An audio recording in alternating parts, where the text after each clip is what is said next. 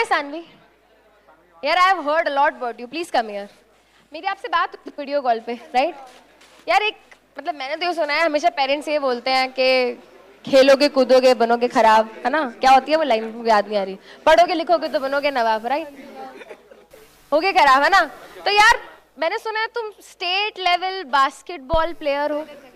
हाँ जी ma'am, I have played 3 state championships in basketball and 1 state championship in tennis, 4 district tournaments and 3 inter-DPS. And I think it is a message to all the juniors that we should always be engaged in some sports. Because see, not about the fitness. It is about, you learn about how to accept the defeat. I joined basketball in the end of 7th class. And if I really tell my experience now, I never had the attitude of losing. I always had the attitude of winning because I always had only one option, that I will win. But you know, when I joined basketball, I got to know that when you lose, you... बेटा हिंदी में बेटा हरियाणा से है ना तू?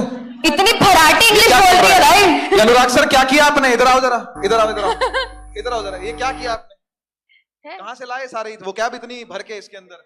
बेटा आप मुझसे पढ़े हो ना. हाँ, तो आप क्या बोल रहे थे? Congratulations. Ma'am, it is about कि देखो, अगर आप कुछ भी खेलते हो ना, आपके पास आप सीख जाते हो कि आपको हारना भी ऑप्शन हो सकता है और जीतना भी ऑप्शन हो सकता है. अगर आप हारते हो तो आप कुछ सीख के हार रहे हो. और मैं अपना बास्केटबॉल का मैच जब हारती थी, मेरे को याद है मेरा first match, and I cried. मेरे को लगा कि मेरा कॉन्ट्रीब्यूशन ही नहीं था कुछ मैच के अंदर. एंड मेरे coach, my sir was like कि अगर कोई रोया ना तो बस टीम से बाहर.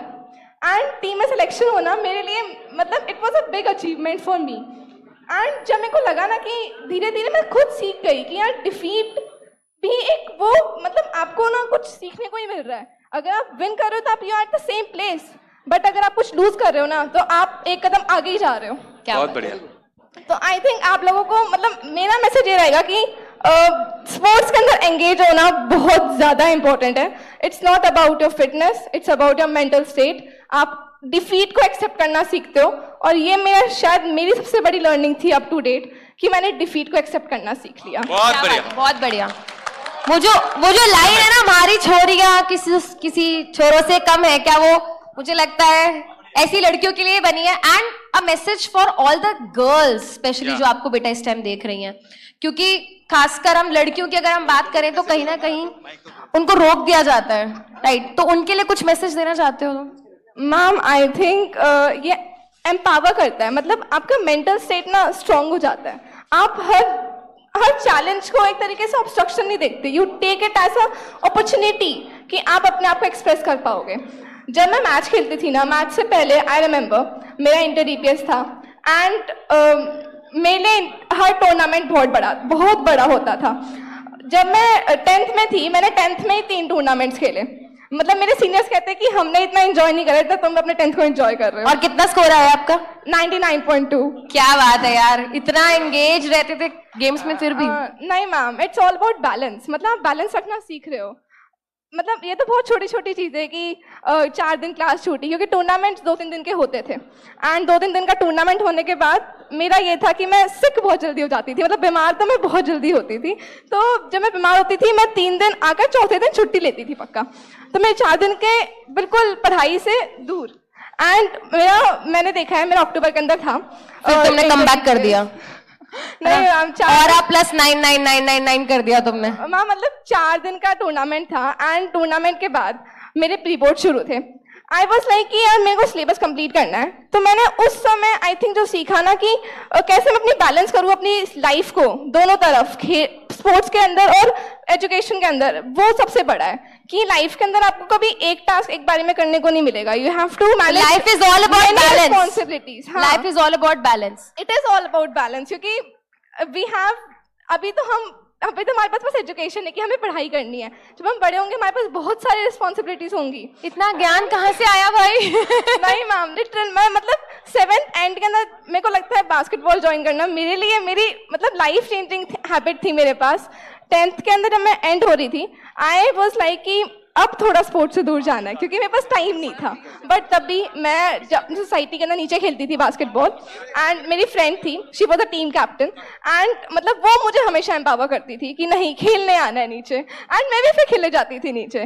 फिर टाइम चाहता था, फिर मैं घर आकर पढ़ती थी, तो वो बैलेंस मेंटेन रहता था। एंड मतलब डिफीट एक्सेप्ट करना और बैलेंस मेंटेन करना, इससे बड़ी कोई चीज नहीं हो सकती। थैंक यू सो मच बेटा, बहुत अच्छी बात आपने बताई। एंड मैम मतलब मुझे कहना था स्पेशली फॉर यू, मेरे को लगता है मैं मतलब 9th के अंदर मेरी एक लाइन थी कि बायोलॉजी को ना लाइफ से हटा देना चाहिए। मतलब आई वाज कि मेरे को पीसीएम बहुत ज्यादा पसंद थी, मैथ्स तो मेरा फेवरेट सब्जेक्ट था, एंड बायो वाज लाइक कि बस बायो को लाइफ से हटा दो कि बायो का लाइफ से हटा दो। एंड 10th के अंदर बायो वाज मैंडेटरी, एंड मैंने जब मैम की मतलब मैम ने जिस तरीके से एक्सप्लेन करा, इट वाज वंडरफुल। एंड मतलब मैंने एक चीज़ देखी कि मैथ्स मेरा फेवरेट सब्जेक्ट था, बट मैं मैथ्स के पेपर में सबसे ज़्यादा डरती थी। मतलब मेरे को ये था कि कहीं मेरा 1 नंबर ना कट जाए मैथ्स के अंदर। और बायो में मैं सबसे ज़्यादा खुश रहती थी क्योंकि मुझे ये था कि बायो के अंदर तो मुझे बिना आते हुए भी मैं पढ़ के जा रही हूँ, तो वो सबसे बड़ी अचीवमेंट है कि मैंने 9th के अंदर बायो मुझे बहुत कम समझ में आती थी, बट मेरे मार्क्स अच्छे आते थे, नो डाउट, बट मुझे इंटरेस्ट नहीं था। इंटरेस्ट इज कि मैम ने डेवलप करा। मतलब जब मैंने शुरू करा तो 10th के अंदर धीरे धीरे जब लाइफ प्रोसेस आया, लाइफ प्रोसेस मुझे बहुत लेंदी चैप्टर लगता था, बट मैम ने इतना ब्रेक करके उसे समझाया, diagrams and all, NCERT things to activities and everything. मतलब मेरे को लगता है कि पीडब्ल्यू ने जो जर्नी सिंपल बनाई है ना, आई थिंक वो सबसे बड़ा टैलेंट है। मतलब आपको कभी फील ही नहीं होगा कि आपने इतनी बड़ी जर्नी इतनी इजीली कंप्लीट कर ली। मतलब इट्स वंडरफुल। और जब ये उड़ान की जर्नी खत्म हुई, आई थिंक हम सभी इस बात को अग्री करेंगे, वेदर इट इज स्टूडेंट्स और टीचर्स, हम सबके लिए बहुत इमोशनल मोमेंट था, राइट? मतलब मुझे याद है मैंने आखिरी क्लास में गाना भी गाया था, अभी ना जाओ छोड़ के, दिल अभी भरा नहीं। आपसे लास्ट में गवा देंगे मैम, आपको गाने का मन है तो गवा देंगे। I am a bad singer, but thank you so much Sanvi, it was so nice. Thank you so much everybody यार, thank you so much. Let's आगे बढ़ते हैं, है ना।